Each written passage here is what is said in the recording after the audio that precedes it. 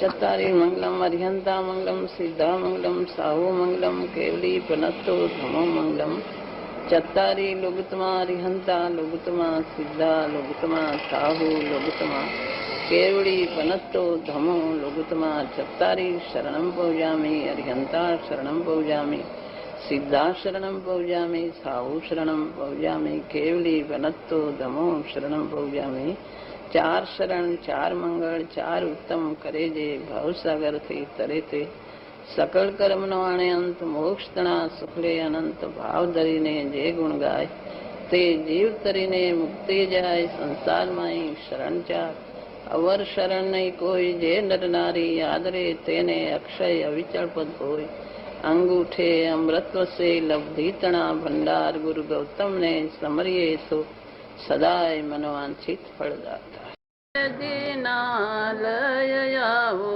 प्रभु मुख जोवने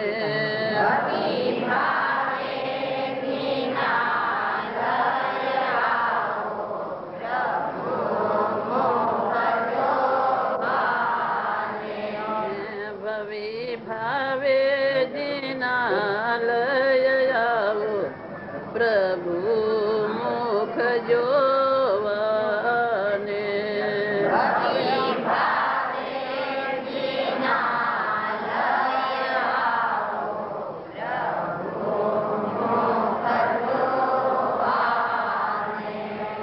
मने लागो छे प्रेम प्रभु तारो परम सुख पावाने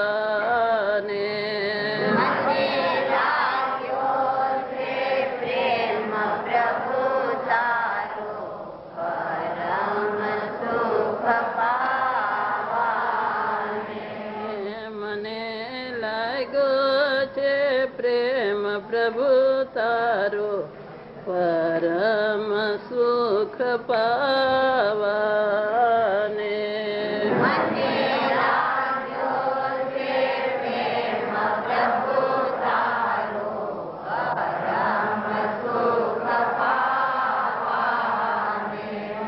भवन मां भूलो पड़ो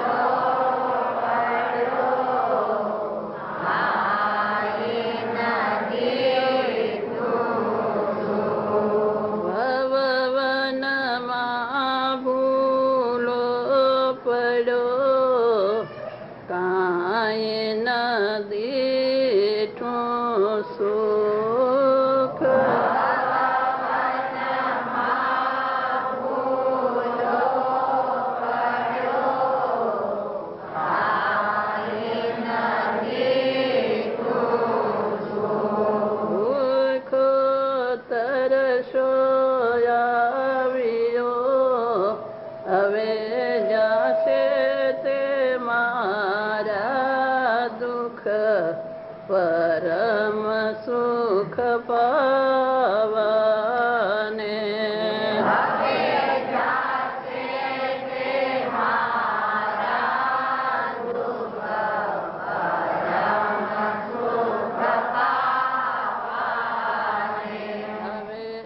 जासे ते मारा दुख परम सुख पावाने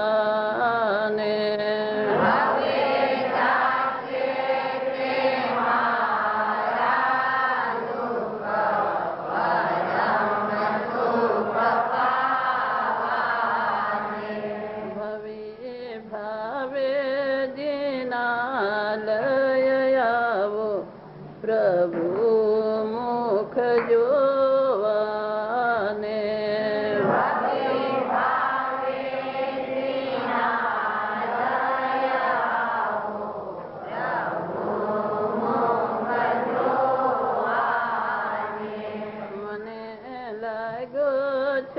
प्रेम प्रभु तारो परम सुख पावने।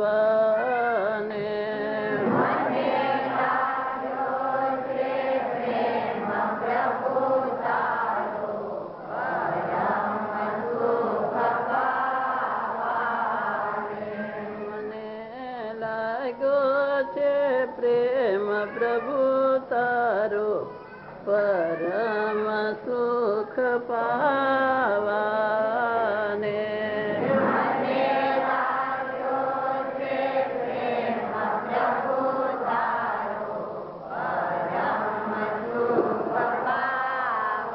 अनादिकाल से सम्यक दर्शन नहीं हुआ तो भगवान की कोई देशना लब्धि हुए तब सम्यक दर्शन को निमित्त कारण कहने मात्र उपादान अपना होता है।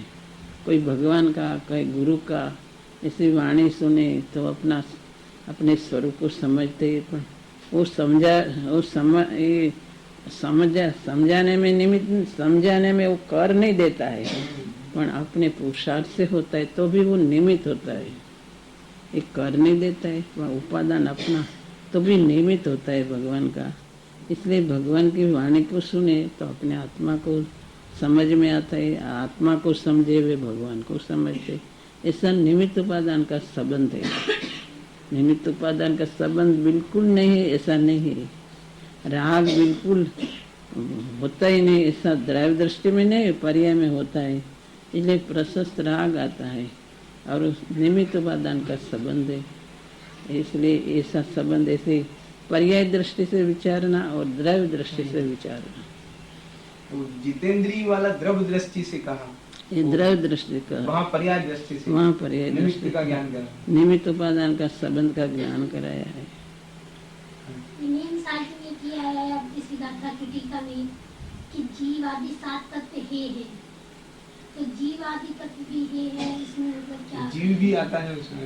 जीव आदि 7 तत्व। हूँ जीव हूँ, ये अजीब है, हूँ जीव हूँ, ऐसा विकल्प, ये विकल्प है, सब है। मैं जीव हूँ, ये अजीब है, अतरव है, बंध है, ये सब विकल्प, ये सब है। ये इसका ज्ञान करने में आता है, पर ऐसा भेद में रुक जाना, मैं जीव हूँ, मैं जीव हूँ, तो राग का विकल्प है। ये तो बीच में आया बिना रहता नहीं, पर तू ऐसी श्रद्धा यथार्थ कर कि ये जीव में हूँ, ऐसा विकल्प भी राग है। आत्मा तो निर्विकल्प स्वरूप है। मैं जीव हूँ, जीव हूँ, जीव हूँ, ऐसा विकल्प में रुकना तो निर्विकल्प स्वरूप होता ही नहीं। इसलिए ऐसा जीव तत्व, मैं जीव तत्व हूँ, मैं जीव तत्व, ऐसा विकल्प, ये राग, ये है। ये स्थूल जो विकल्प चलता है भेद विज्ञान का, उस अपेक्षा से हाँ, मैं जीव हूँ, ये अजीब है, ऐसा भेद का विकल्प होता है, ये तोड़ दे। मैं आत्मा ही बस जे हूँ ते हूँ, ऐसा ग्रहण कर लिया, आत्मा का स्वभाव को है। पर बीच में विकल्प आए बिना रहता नहीं। मैं ज्ञान हूँ, दर्शन हूँ, चारित्र हूँ, पर ज्ञान दर्शन चारित्र उसका भेद का स्वरूप में नहीं है। ज्ञान दर्शन चारित्र सब आत्मा का स्वरूप एक साथ में है। तो ये क्रम सर विचार करते हैं, मैं ज्ञान हूँ, दर्शन हूँ, चारित्र, ये सब भेद विकल्प है, वे भी राग है। ज्ञान हूँ, दर्शन हूँ, चारित्र, ये सब भेद का विकल्प, इसमें रुक जाना तो भी राग का विकल्प है। इसलिए राग को तोड़ने के लिए सब है। ये अटके नहीं है, भेद में अटके नहीं, इसलिए वहाँ है का भेद में अटक जाता है तो राग का विकल्प है, तो तोड़ दे तो निर्विकल्प दशा होती है। पहले आए पंच परमेष्टि का ध्यान करे, ज्ञान दर्शन चारित्र का ध्यान करे, सब करे, पर ये तो रुक जाना है। ज्ञान दर्शन चारित्र, मैं ज्ञान दर्शन चारित्र स्वरूप आत्मा ही हूँ, एक स्वरूप है। ज्ञान भी नहीं, दर्शन भी नहीं, चारित्र भी नहीं, ऐसा भेद भी भीतर में गुण भेद ऐसा नहीं है। ये तो अखंड तत्व में ज्ञान दर्शन चारित्र गुण लक्षण भेद है, वास्तविक भेद तो है ही नहीं इसमें। गुरुदेव की टेप में आया था कि गुण भेद करना वो पर द्रव्य आए परद्रव्य, कारण के विकल्प है, माटे परद्रव्य है। वचनामृत में एक बोल आता है कि पैसा पैसे को खींचता है, आत्मा में पुरुषार्थ करने की युक्ति आए तो काम बने। तो पुरुषार्थ करने की युक्ति से क्या भाव लिया? कैसे आए पुरुषार्थ करने की युक्ति? पुरुषार्थ करने की युक्ति अपने स्वभाव को पीछाने, ये स्वभाव को पीछाने कि मैं आत्मा हूँ, पीछे ये आत्मा को समझे तो ये पुरुषार्थ, जो पुरुषार्थ भीतर में ज्ञान सच्चा होता हो तो पुरुषार्थ भी साथ में आता है। सच्चा ज्ञान नहीं होता तो पुरुषार्थ भी नहीं होता। मैं नायक हूँ यथार्थ समझे यथार्थ स्वरूप द्रव्य को ग्रहण करे तो इसे पुरुषार्थ को खींचते हैं।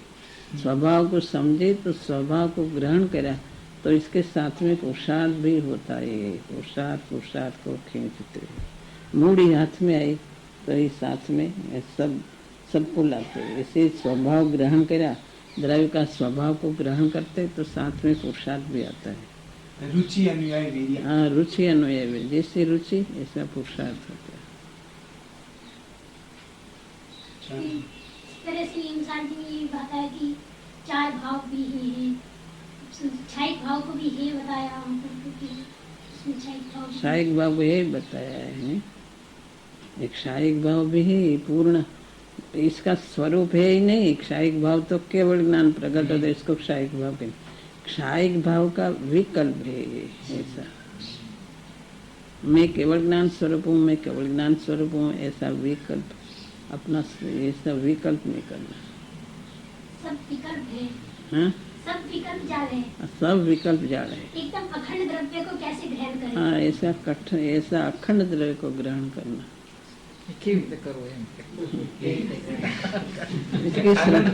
अनंत गुणों का स्वामी हूँ मैं, ये विकल्प भी परद्रव्य है। तो ऐसे ये भेद नहीं पड़े और अखंड रूप को ग्रहण करें, उसकी कैसे युक्ति आए? अखंड पहले इस सब का ज्ञान तो होता है कि 5 भाव का मति शुद्धि मन पर ज्ञान का सब ज्ञान कर ले, પછી विकल्प आवे। मैं केवल ज्ञान स्वरूप हूँ, मैं ज्ञान स्वरूप, मैं दर्शन स्वरूप, मैं चारित्र। ये विकल्प में रुक नहीं, तो स्वभाव को ग्रहण कर ले। सब समझने के लिए तो सब आता है। शास्त्र में दृष्टांत आता है कि हार लेना है तो कैसा हार है, ऐसा है, ऐसा है, ये बड़ा है, छोटा है, ऐसा है। विचार तो सब आता है, नए प्रमाण सबका विचार करके नक्की करे, पण पीछे भी विकल्प करा करे तो ऐसा नहीं। પછી જે स्वरूप है उसको ग्रहण करके शांति मिलने में आती है। क्रमबद्ध का सिद्धांत गुरुदेव ने बताया, बहुत खुशी हुई। इसकी गहराई में जाते हैं तो एकदम पुरुषार्थ ही पुरुषार्थ दिखता है। ज्ञाता कहीं आचार्य ने भी नहीं दिया ऐसा, कहीं स्पष्ट, और गुरुदेव ने कितना अच्छा बताया। बहुत खुशी होती है क्रमबद्ध पर्याय को जान के कि क्या ज्ञाता ही हूँ मैं, कुछ करना धरना कहीं कुछ है ही नहीं, फालतू में मैं अपना पुरुषार्थ निकाल कर। हमारी तरफ बहन श्री बड़े बड़े विद्वान भी बहुत ऐसा विरोध करते हैं। एक क्रमबद्ध पर्याय तो होती ही नहीं, क्रमबद्ध पर्याय है नहीं, ये तो पुरुषार्थ को समाप्त कर देगी क्रमबद्ध पर्याय। ये क्या नया फैलाया। लेकिन हमें तो क्रमबद्ध पर्याय का स्वरूप जान करके ऐसा नहीं लगता कि उसमें पुरुषार्थहीन होता हो, बल्कि उसमें तो ज्ञाता स्वरूप रहने का जो उसमें तो तीव्र पुरुषार्थ करने में नहीं, कुछ ज्ञाता स्वरूप बनने में अलौकिक पुरुषार्थ, तो उसमें तो पुरुषार्थहीन का होता है। तो बहुत ही क्रमबद्ध पर्याय का स्वरूप बता के गुरुदेव ने तो बहुत उपकार किया। तुम ज्ञायक हूँ, ये सब ज्ञाता हो जाए, कोई पर पदार्थ का कर्ता नहीं हो तो तुम ज्ञायक ही हूँ। ऐसा ज्ञाता का स्वरूप बताया है। ये पुरुषार्थ कम करने को नहीं बताया। गुरुदेव ने तो ज्ञायक का ज्ञाता का स्वरूप बताया। तुम ज्ञाता हो, पर पदार्थ का कर्ता। तुम कोई करने वाला नहीं हो कि तेरी इच्छा से कुछ होता ही नहीं, जो होने वाला होता है सब होता है। तुम तो सब ज्ञायक हो जाए, ज्ञाता हो जाए, ऐसा कहता था गुरुदेव।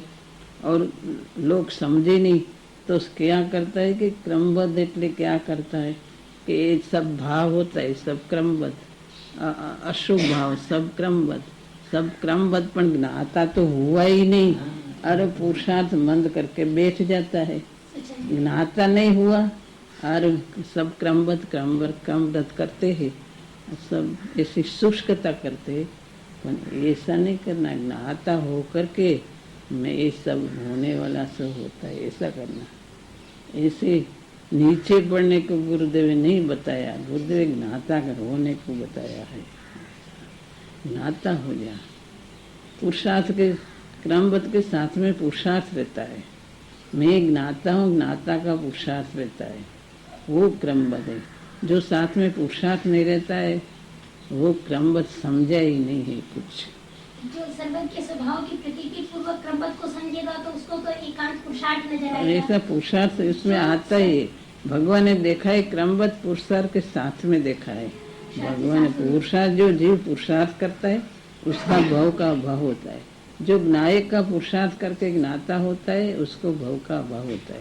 भाई ज्ञायक का पुरुषार्थ करते नहीं और क्रमबद्ध करते हैं, तो क्रमबद्ध से ऐसे तो नुकसान, अब समझे नहीं तो नुकसान हो जाए।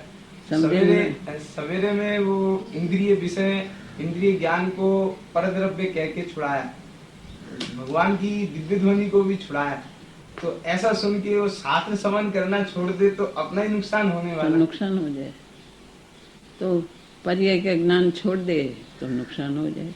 तो भगवान की दिव्य ध्वनि भी नहीं सुनना, ऐसा कर दे तो नुकसान हो जाए। तो गुरुदेव तो वस्तु का स्वरूप बताया है, इतना जोर से बताता था कि सबको शुभ भाव का अशुभ भाव सब का आग्रह टूटकर मैं तो एकला निर्विकल्प स्वरूप हूँ, ऐसी श्रद्धा करने को एवं जितेंद्र का स्वरूप बताने को कहा है। सब दिव्य ध्वनि सुनने का छोड़ देने का नहीं बताया है कि दिव्य ध्वनि पर मत सुन और कहीं कर मत, ऐसा करने को नहीं बताया, नीचे पड़ने को नहीं बताया है। आग्रह छुड़ाने के बावजूद भी सुख उत्कृष्ट होता है।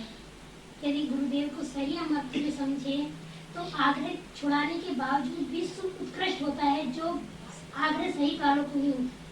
माने आग्रह जैसे शुभ भाव का आग्रह है, उस समय ऐसा उत्कृष्ट शुभ भाव नहीं होता, उसका आग्रह छूट जाए तब देखने में आया कि अलौकिक शुभ भाव होता है।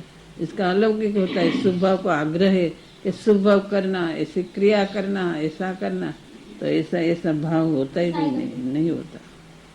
तो सहज एक शुभ भाव आता है, भगवान की भक्ति होते है तो सहज एक शुभ भाव इसको आता है।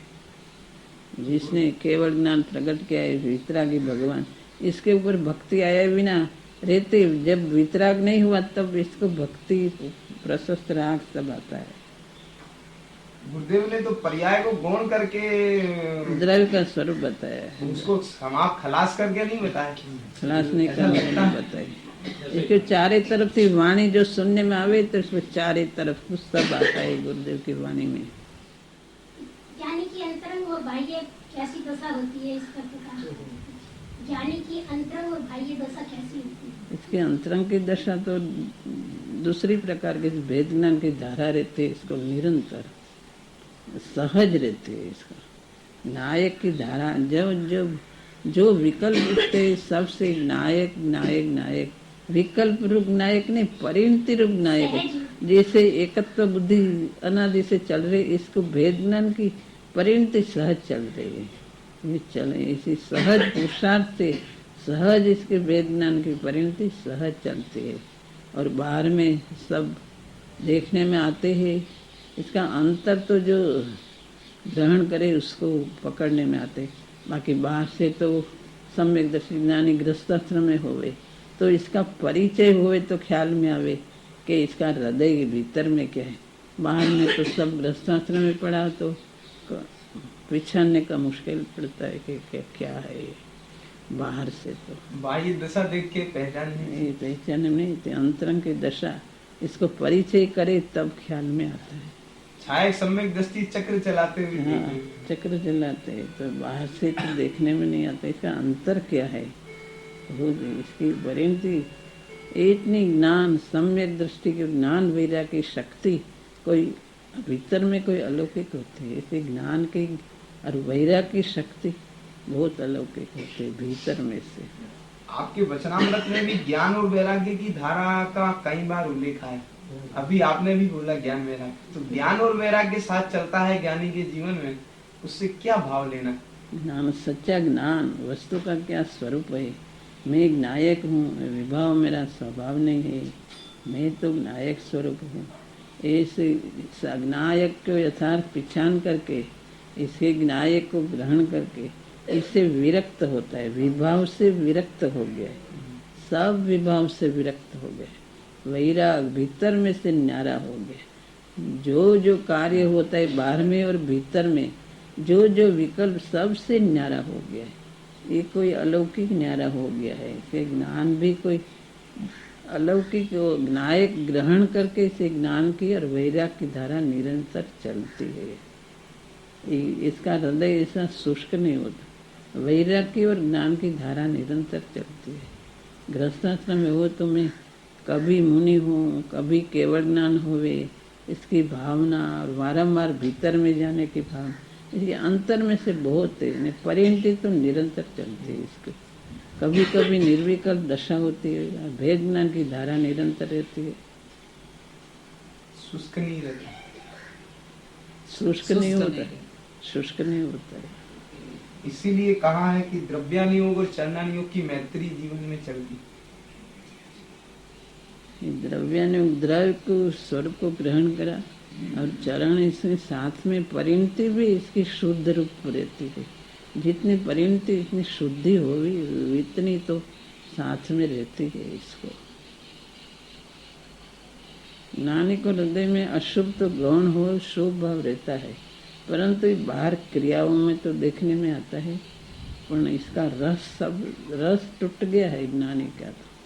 तो शुद्धि अंतर में रहती, स्वरूप आचरण चारित्र भीतर में हुआ है। इसको समय शर्मा आचार्य कहते तू नीचे नीचे क्यों पड़ता है। हमें तो अमृत कुंभ की बात, तीसरी भूमिका की बात करते हैं, तो प्रतिक्रमण को हम 20 कुंभ कहा है, तो पर नीचे पड़ने को नहीं है। तीसरी भूमिका तुम शुद्ध निर्विकल्प भूमिका को प्रकट कर, इसलिए कहा है। तो नीचे पड़ता है जीव और द्रव्य दृष्टि को ग्रहण करके कुछ है नहीं, होए नहीं, ऐसा करता है। स्वभाव विस्कुंभ है, वो ऊपर चढ़ने के लिए, ऊपर चढ़ने के तीसरी भूमिका और दूसरी है। इसको तू जान, इसकी श्रद्धा कर, उसमें जा।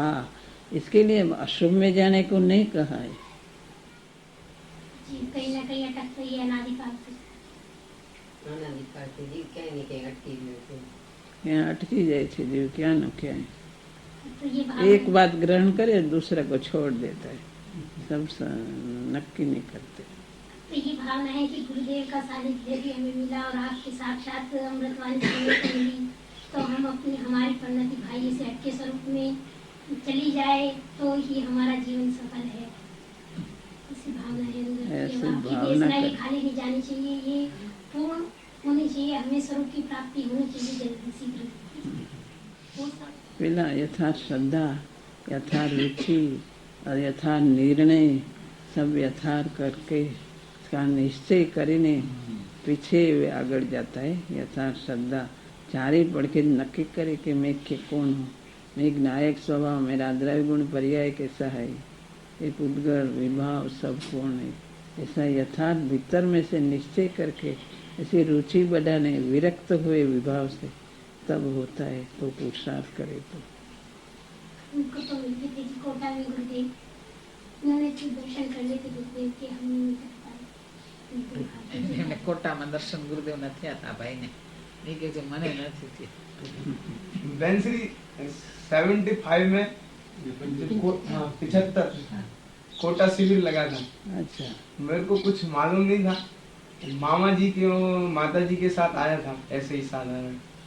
तो समय सार की स्तुति होने के बाद वो बीच में बैठा था मैं पंडाल के, गुरुदेव श्री की दृष्टि पड़ी। आज से 14 साल पहले तो बहुत छोटा था, गुरुदेव की दृष्टि पड़ी तो उन्होंने उस समय सार की તમે તો देखा ही नहीं था ने? लेकिन उनका जब तत्व पढ़ते हैं तो ऐसा नहीं लगता कि हमने नहीं देखा। तत्व दृष्टि से तो ऐसा लगता है जैसे गुरुदेव को हमें परिचय है, भले ही हमने उनका भाई जैसे दर्शन ना किया हो, लेकिन अंतरंग से तो ये नहीं लगता कि गुरुदेव हमारे से अपरिचित रहे। ગુરુદેવ એ પરિચય વાત ગુરુદેવ પરિચય વાંચું છું ને ત્યારે એમ થાય ગુરુદેવ છે કે મારે પરિચયમાં પરિચયમાં જ છે એમ। और आपके दर्शन के बाद तो ये कमी भी ऐसी लग रही है पूर्ति होगी जैसे। આપણા દર્શન થયા તો એ કમી ઓછી થઈ ગઈ, પૂરતી થઈ ગઈ। ઘણા ને તો રોકાણા તો સમજવામાં रुक गया ने तो ठीक है, लाभ मिला। ज्ञान सुने तो सब एक ही टसे वो सुनते ही रहते थे। इतना आवाज भी नहीं और सब शांति से बैठे। इतनी बहुत सभा हुए तो भी कोई आवाज नहीं, काहे नहीं, सब शांति से सुनते थे। इतनी अपनी वाणी का इसका सबको ये आत्मा की बात करते हैं वैसी कि सबको आश्चर्य लगते। सब आश्चर्य के साथ सुनते रहते, देखते रहते, नहीं समझे तो देखते ही रहते थे।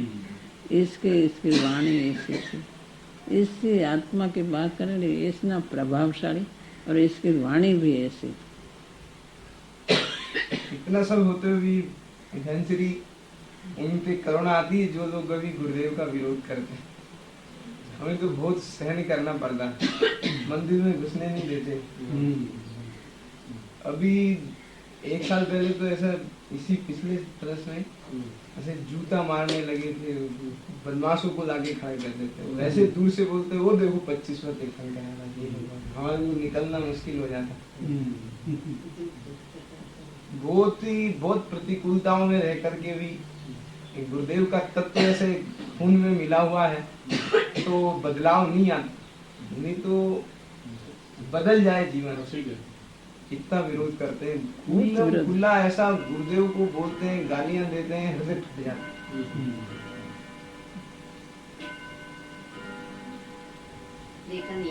बहुत विरोध करते हैं। लोग 25वां तीर्थंकर करे थे तो देखा ना। ये सब करुणा के पात्र है, क्या करुणा के पात्र ही सब। तो संसार बढ़ाना है तो कोई परिणाम तो तो कहते हैं भगवान तो न्याय 25वां तीर्थंकर आए कोई पेड़ा उनको समझाते, बोले साहब नहीं वो तो विनय क्षेत्र के मानते हैं, बोले कुछ भी हो ऐसा कैसे, बहुत दिमाग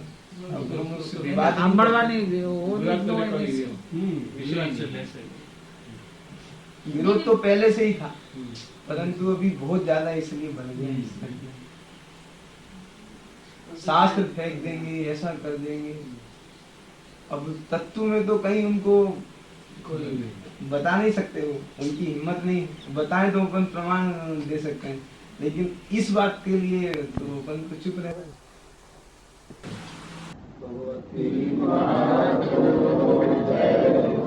माता जी ने अमृत